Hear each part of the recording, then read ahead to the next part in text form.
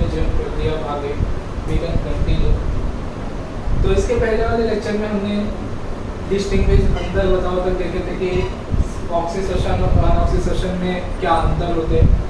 आज हम उनकी कुछ स्टेप्स देखेंगे कि ऑक्सीडेशन में किस तरह से हमारे शरीर में ऊर्जा की प्राप्ति होती है और अनऑक्सीडेशन से किस तरह से ऊर्जा की प्राप्ति होती है। तो हमने पढ़ा था कि जब ऑक्सीडेशन में एक ग्लूकोज का मॉलिक्यूल का ऑक्सीकरण होता है तो उससे हमें 38 एटीपी अणु मिलते हैं, और जब अनऑक्सीडेशन में एक ग्लूकोज का विघटन होता है तो हमें 2 एटीपी अणु प्राप्त होते हैं।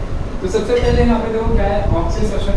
तो ऑक्सीडेशन 3 चरण में कंप्लीट होता है, समाप्त होता है, जिसमें सबसे पहला है ग्लूकोज का विघटन, क्रेब्स चक्र, इलेक्ट्रॉन संवहन श्रृंखला। तो सबसे पहले हम देखते हैं ग्लूकोज का विघटन।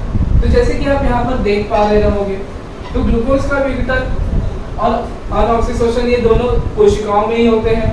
तो ऑक्सीडेशन में सबसे पहला ग्लूकोज का विघटन कहाँ पर होता है? कोशिका द्रव।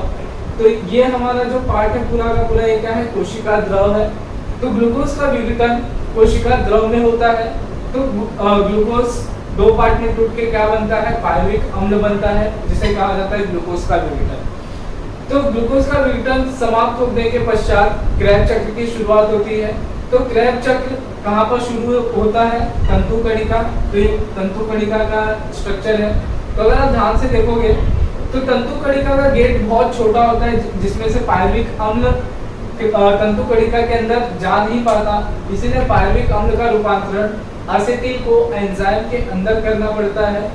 तो उसके पश्चात जब एसिटिल को एंजाइम तंतु कणिका में जाता है तो तंतु कणिका में जाने के पश्चात वह एक नया अणु बनाता है जिसका नाम होता है साइट्रिक अम्ल। तो हम क्रेब्स चक्र को 3 नाम से जानते हैं, क्रेब्स चक्र, ट्राई कार्बोक्सिलिक अम्ल, इसके पश्चात साइट्रिक अम्ल चक्र। तो इसे क्रेब्स चक्र क्यों कहा जाता है? क्योंकि इसकी खोज सर हंस क्रेब्स करके वैज्ञानिक थे, इन्होंने किया था, इसलिए इसका नाम क्रेब्स चक्र के नाम से जाना जाता है। दूसरा, इसे साइट्रिक अम्ल चक्र क्यों कहा जाता है? क्योंकि अभी आपने देखा एसिटिल को एंजाइम में जो सबसे पहला अणु बनाता है वो कौन सा होता है? साइट्रिक अम्ल, इसलिए इसे साइट्रिक अम्ल चक्र के नाम से भी जाना जाता है। फिर ट्राई कार्बोक्सिलिक मतलब जो 4 कार्बन का बना होता है, जिसमें ऑक्सिलो एसिटिक अम्ल आता है।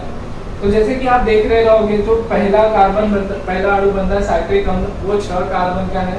यहाँ पे एसिटिल कोएंजाइम 2 कार्बन के होते, तो 2 कार्बन से 6 कार्बन बनना पॉसिबल नहीं होता। तो ये 2 कार्बन और ऑक्सिलो एसिटिक अम्ल के 4 कार्बन मिलके क्या बनाते हैं? साइट्रिक अम्ल बनाते हैं। उसके पश्चात इलेक्ट्रॉन संवहन श्रृंखला। इलेक्ट्रॉन संवहन श्रृंखला क्या है? जहाँ पर देखो हमारे शरीर में ऊर्जा की प्राप्ति विभिन्न अणुओं के द्वारा होती है, जिसमें एटीपी के द्वारा हमें ऊर्जा की प्राप्ति होती है, मतलब ऊर्जा हम यूज कर पाते हैं, उपयोग कर पाते हैं। लेकिन उसके साथ साथ हमारे शरीर में NADH2 और FADH2 के स्वरूप में भी हमारे शरीर में क्या होता है? ऊर्जा की प्राप्ति होती है। तो NADH2 is a nicotinamide adenine dinucleotide.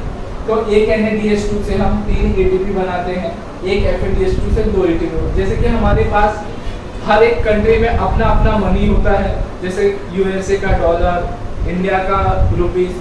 उसी तरह से जैसे कि आपके पास अमेरिकन डॉलर्स बहुत सारे हो, बट आप इंडिया में उसको डॉलर के स्वरूप में खर्च नहीं कर सकते, ठीक उसी तरह से हमारे शरीर में ऊर्जा के स्वरूप में NADH2 और FADH2 भी बना है, बट NADH2 और FADH2 का हम डायरेक्टली यूज नहीं कर सकते, इसीलिए हमें NADH2 या FADH2 को किस में कन्वर्ट करना पड़ता है? ATP के स्वरूप में। तो जैसे कि आप यहाँ पे डायग्राम देख रहे हो, ग्लूकोज का विघटन हुआ, पायरुविक अम्ल बना, कहाँ पर? कोशिका द्रव में। उसके पश्चात वो पायरुविक अम्ल एसिटिल कोएंजाइम में स्वरूप कन्वर्ट होके परिवर्तित होके तंतु कणिका में क्या हो? तंतु कणिका में एक क्रेब्स चक्र बनाया, और उसके पश्चात इलेक्ट्रॉन संवहन श्रृंखला चलती है।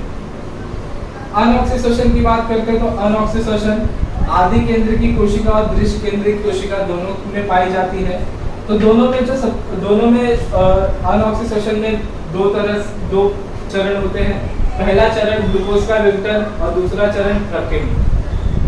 लेकिन जो सबसे पहला है ग्लूकोज का विघटन, उस ग्लूकोज के विघटन में ग्लूकोज का रूपांतरण पायरुविक अम्ल में होता है। ये नॉर्मल होता है, चाहे ऑक्सीडेशन हो चाहे अनऑक्सीडेशन हो। लेकिन उसके पश्चात जब ग्लूकोज का रूपांतरण पायरुविक अम्ल में होता है, तो पायरुविक अम्ल यहाँ पर कहाँ पर जाता है, क्रैब मतलब तंतु कणिका में। बट यहाँ पर किस में जाता है, प्रकीर्णु में जाता है। तो प्रकीर्णु में जब आदि केंद्र की कोशिकाओं के अंदर होगा तो ग्लूकोज पायरुविक अम्ल का रूपांतरण इथाइल अल्कोहल के अंदर होगा। अगर दृश्य केंद्रीय कोशिका होगा तो लैक्टिक अम्ल के स्वरूप में होगा। तो जैसे कि लैक्टिक अम्ल की बात करते हैं, तो लैक्टिक अम्ल हमारे शरीर में उपस्थित होता है। लैक्टिक अम्ल कब बनता है हमारे शरीर में, जब हम बहुत ज्यादा एक्सरसाइज या बहुत ज्यादा वर्कआउट कर लेते हैं, तो उसके पश्चात हमारे शरीर में हमारे जो स्नायु होते हैं वहां पर किसका एक्यूमुलेशन हो जाता है, लैक्टिक अम्ल का, जिसकी वजह से हम एक्सरसाइज करने के बाद या वर्कआउट करने के बाद हम कैसा फील करते हैं, थका हुआ फील करते हैं। तो क्यों होता है, क्योंकि हमारे शरीर में उस समय पे ऑक्सीजन की कमी हो जाती है, और ऑक्सीजन की कमी होने की वजह से जो हमारी कोशिकाएं होती है वो क्या करती है, अनऑक्सीजोशन करती है, और अनऑक्सीजोशन करने पर हमारे शरीर में लैक्टिक अम्ल क्या होती है, ज्यादा मात्रा में उपस्थित हो जाती है। इसीलिए हम क्या करते हैं, जब बहुत ज्यादा वर्कआउट कर लेते हैं तो हमें थका हुआ फील या थके हुए फील करते हैं। तो इस तरह से ये हमारा श्वसन 2 प्रकार में विभाजित होता है। इसके पश्चात आपको वैज्ञानिक कारण में 2-3 क्वेश्चन है। एक तो क्रैब चक्र को हम साइट्रिक अम्ल चक्र क्यों कहते हैं, तो मैंने बताया कि साइट्रिक क्रैब चक्र में जो सबसे पहला अणु बनता है वो साइट्रिक अम्ल होता है, इसीलिए इसे हम साइट्रिक अम्ल के नाम से जानते हैं, साइट्रिक अम्ल चक्र। उसके पश्चात जब हम बहुत ज़्यादा थक जाते हैं तो हमारे शरीर में थकावट क्यों होती है, क्योंकि जब हम थक जाते हैं तो हमारे शरीर में ऑक्सीजन की पूर्ति नहीं हो पाती, हम अनऑक्सीजोशन करते हैं, और हमारे शरीर में लैक्टिक अम्ल क्या होते हैं, बहुत ज़्यादा बनते हैं, और वो हमारे स्नायु में आके एक्यूमुलेट मतलब बहुत ज़्यादा स्टोर होने लगते हैं, संग्रहित होने लगते हैं, जिसकी वजह से हम थका हुआ महसूस करते हैं। लेकिन इसी के पश्चात तीसरा क्वेश्चन है, कभी कभी उच्च स्तरीय प्राणी तथा वनस्पति अनऑक्सीजोशन करते हैं। तो स्वाभाविक है कि अगर हम किसी ऐसे पर्यावरण में चले जाए जहाँ पर ऑक्सीजन की पूर्ति पूरी तरह से ना हो पाए, तो उस समय पर हमें कुछ ऊर्जा की आपूर्ति करने के लिए जो हमारी कोशिका या हमारी ऊतक है वो क्या करती है, अनऑक्सीजोशन करती है। तो आज के लिए हम इतना ही करते हैं, मिलते हैं हम नेक्स्ट लेक्चर में। Do like, share and subscribe. Thanks.